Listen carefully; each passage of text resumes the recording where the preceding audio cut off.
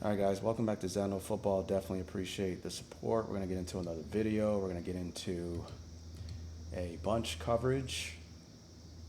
And, I've stated this before, when you are defending a particular formation or trying to deal with a particular problem, you want to have more than one way to deal with it. Okay, so for instance, if you're defending empty, you want to have more than just one defensive coverage to play against it. But on the flip side of that, you don't want to go off of the rails. You don't want to have 15 different ways to deal with a problem, because then now you are paralyzing yourself with too many different coverages to memorize and to play at an optimal level, right? So you got to find that balance. And I say that because I don't want people to think that when I show you all of these coverages over the years, I don't want you to think that I'm trying to encourage you to play 20 different bunch defensive coverages. All right, that's just not the idea. The idea is to show you different bunch coverages that you may like, and you may try to implement some of these into your scheme.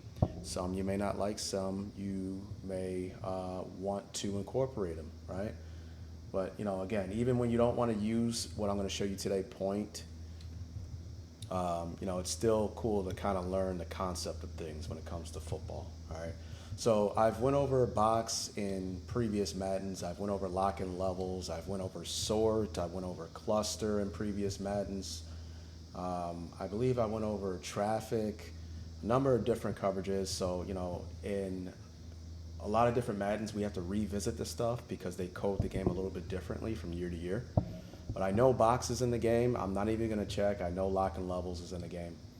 And, we'll get into some other coverages, but I wanted to jump into point because this is something I have never went over.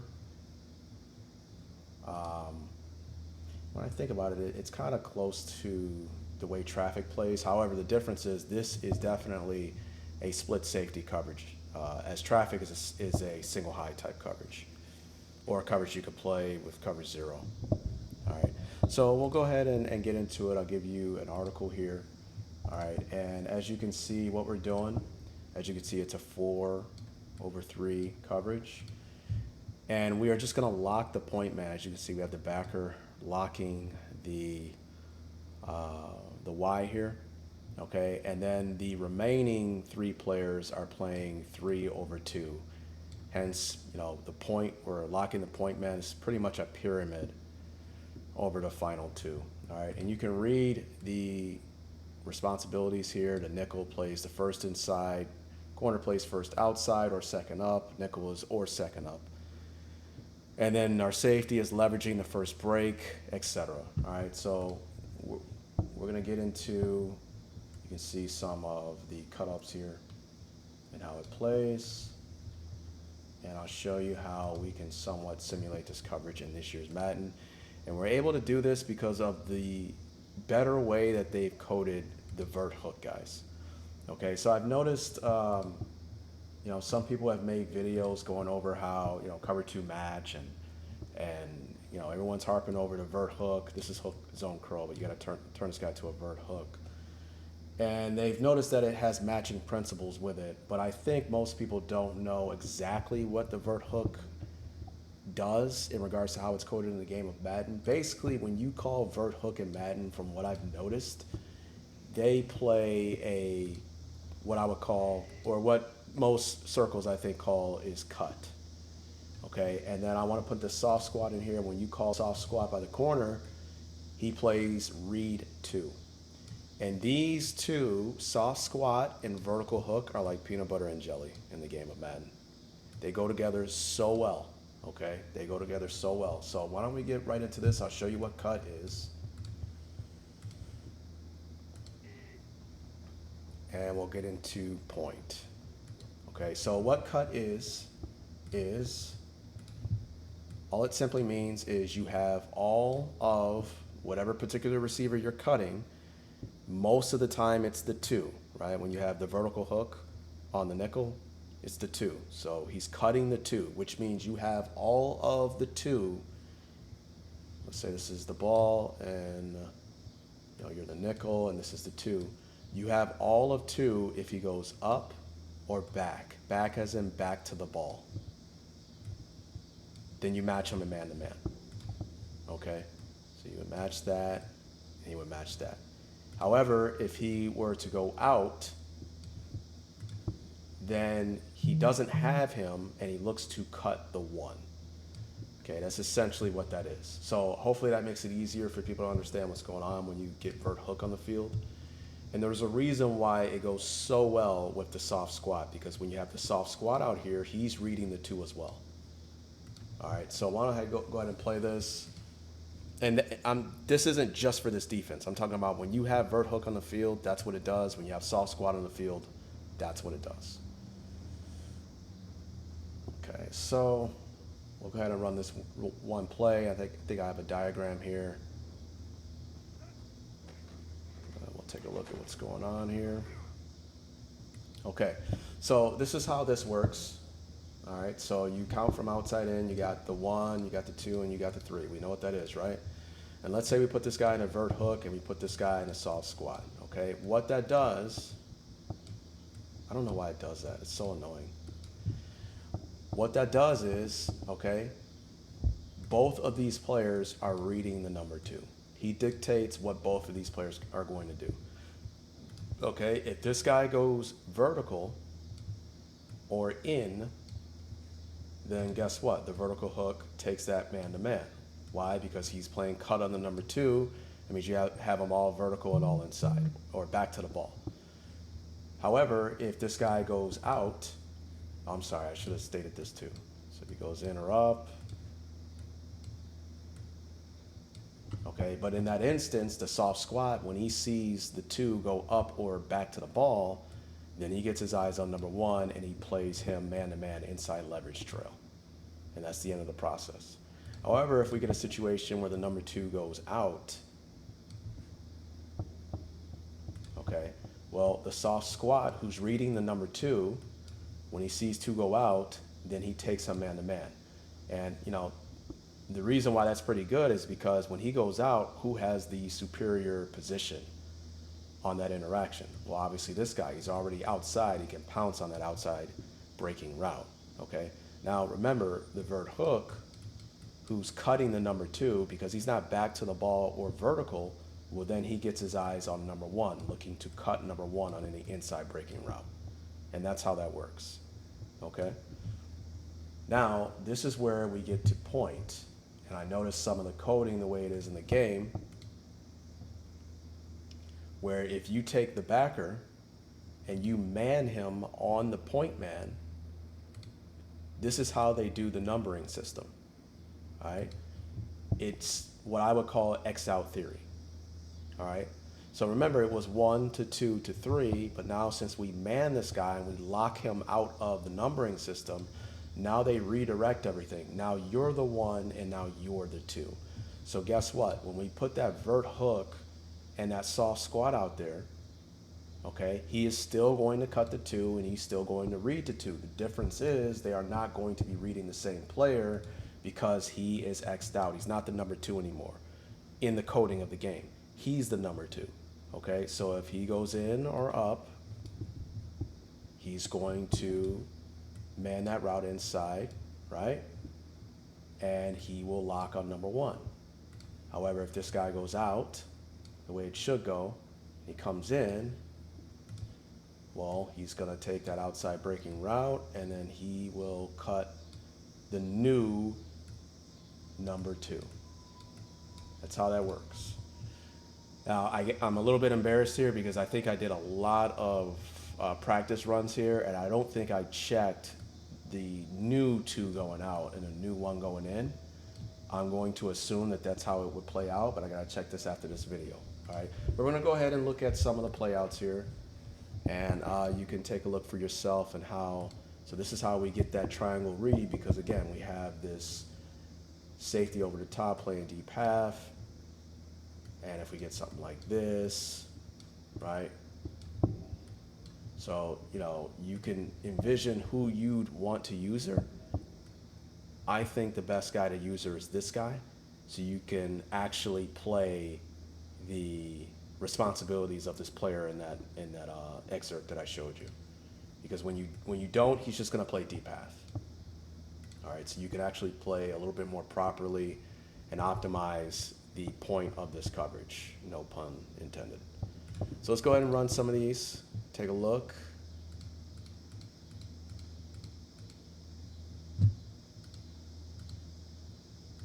And look at how he was the 2. Let me go back a little bit, right? Notice how he's the 2 and he goes inside. Well, he's cutting the number 2 and he should run with them, but because we play X out theory and I man him on that player and have him on vert hook and soft squat, well, he's looking at this guy, right? And they are actually, I think they do like a switch release, so it makes this guy the new number 2 and he cuts that off and he takes that guy. I don't remember this route combination here, and that is what happens. And look how they match everything, right? Now, don't worry about this guy coming from the backside. You know, if you're going to play a particular coverage, that's where you would man up the backside receiver and all that. I just wanted to show you the front side of the coverage. Remember, you know, split safety coverages down the middle, this side is independent of the other side, so we're really just focused on this side. We can do whatever we want on this side to deal with, you know, something from the backside. I'm just putting that in there for someone saying, hey, that doesn't work, right? You know, so maybe you man this guy up on him, and then you man him up on him, and then now you're playing 2-man on this side and then point on the other side. That's why I love split safety coverages.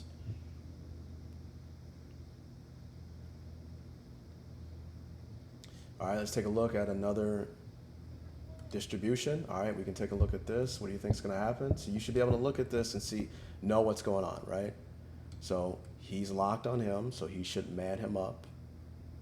All right, and the number 2 is playing cut on the number 2. Who's the new number 2? This guy. So he runs up the field, so he should man that, and then that should have him match that. That's what we should get with that route combination. Let's go ahead and take a look.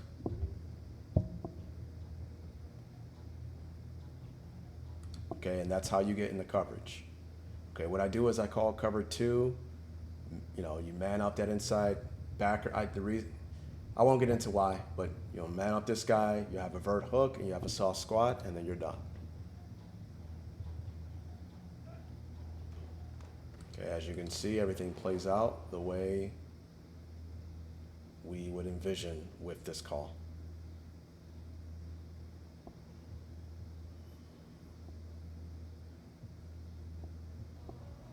All right, let's take a look at another one. This is a good one here, right? So now we get to test the limitations of this, okay?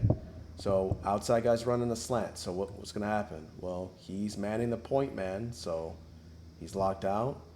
This is the 2 and this is the 1, right? But when they cross paths, this guy, the slant, becomes the new number 2, and at the switch, because they like switch release at the LOS, he's gonna become the new number 1. So we should see this guy cut the new number 2 and play inside leverage on that. And then the outside corner here should collect on this little spot route by the tight end. So let's go ahead and take a look. And again, this is where we get like switching up front, and we still match routes. We don't drift off into space, as you see there. So pretty cool stuff. I love the way that they have coded the vert hook and the soft squat, because in years past, it was not up to speed the way it should be. They are getting closer and closer to where everything needs to be. What you should know what's going to happen here, right? That backer is going to be locked on the point. That nickel is cutting the 2, but is 2 running up or back to the ball? No, he's running out. So then he should look to cut the 1. And the corner should be outside. The second he sees 2 go out, he should take that, right? You see how on all of these route distributions, we don't have a busted coverage, okay? And our safety over top, imagine if we usered this guy. What would you do? Well, you would be able to cut this off on this corner. So I'll go ahead and play it.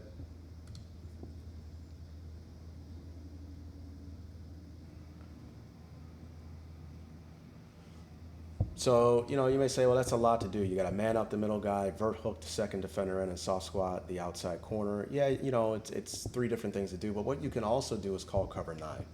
When you call cover 9, they already have the vert hook here. They already have the soft squat on this side. They'll have all this on this side. All you got to do is man up the 3 rec to call point here. All right, so, and there we go. We get exactly what we want. Okay, he goes out, so the vert hook is not manning him. He's going to man the new number 2, which is that guy. So he cuts it off, plays top down on that receiver, and this guy's going to flare outside for that flat and match it. Let's take a look. I think this is the last one. This is a cool one. So what do you think should happen here? Switch to drawing mode. All right. Lock on that guy. New number 2. Okay. You're cutting the 2. 2 is inside, so you're going to take that inside. And then the 1, because he's reading number 2 and he goes in, well, I got to man up inside leverage the number 1. Now, if we were the safety and we were using the safety, okay, you'd be free to do whatever you want on this play. I like to look at who we would use in the play. I think the safety over the top is the guy to go. But there's a disadvantage to this. The disadvantage to this is the backer being one-on-one with the wide receiver. And that's something that we don't like here. But I would imagine, right, 1, 2, 3, what you could do is lock him on the 3. And then we get a 3 over 2 on these guys. Okay, so the possibilities are endless. I didn't even check it if they would play that correctly, but basically looking at the way it's coded and how I noticed this about 30 minutes ago, I'm pretty sure that that's how they would do it. They would pyramid these 2 and this guy would be locked out. All right, so that would probably be a better matchup deal if you wanted to do that. All right, so let's take a look.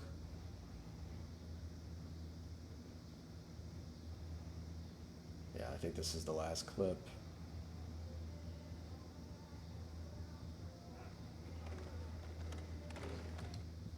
Some didn't seem, oh yeah, it did. I think it played out, yeah, played out the way it should.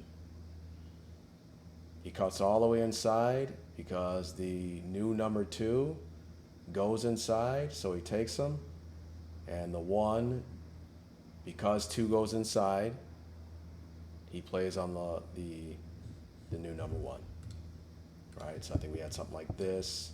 He went like this, he went something like this. So he leaked down and got on this, locked out on that guy, and he went to cut that guy. All right, so that is the way we can play point, and the way we can optimize the way it's played is to user this guy, so we can play this a little bit more appropriately, okay? And, you know, again, this is one of the benefits of the way they've coded different things in the game. I love what they've done with the vert hook and the soft squat. Real quickly, the reason why soft squat was terrible in previous Maddens is because the way they had soft squat coded on the outside, yes, he would read the 2, but the problem was if anything went to the flat, he would jump down on it. So if the 3, the offset back, went to the flat, then he would trigger down on it, and that's not what we want. Okay, if I want you to read the 2, that's the only one I want you to read. If 2 goes to the flat, I want you to trigger down. But if 2 doesn't go to the flat, I don't need you to trigger down on the back. We have that handled. That's why we couldn't play cover 5 Buster. That's why we couldn't play cover 5 Cougar. That's why a lot of the different coverages were messed up, just for that simple minor problem in a coding of the game. But now, because they fixed it, and then they've done a beautiful job with the vert hook playing cut, there's so many different coverages we can play. I've been playing nothing but cover 9, guys, and just tearing people apart online. All right, so I'll leave it at that. I hope you guys got something with this video, and I hope you keep coming back for more, man. Peace.